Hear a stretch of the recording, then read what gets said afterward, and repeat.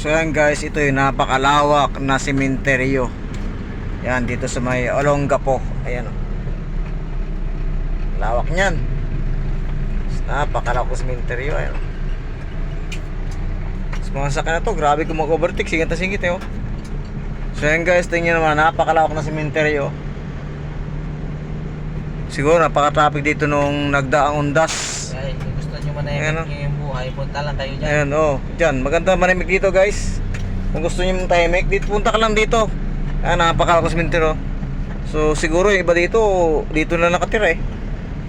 Ngayon, napakalawak oh. Tingnan naman guys, napakalawak na sementeryo. Ayan.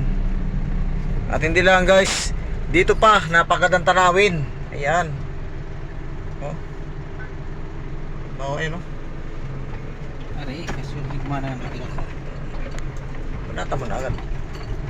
Wala. Wala. Kasi dapat naka-ready yan. Naka-ready yung camera. So yan guys oh. Yan, paikot. Ang dami mga dito, mga nagsi-alisa na sa mundo. Silisan. Nagsilisan, ayan oh. Ayun na sa Pinas, ayun na sa mundo ng mga tao. Kaya tingin naman, napakalawak oh. Ayan. Hanggang tinawag yung sa Pedro. Grabe oh.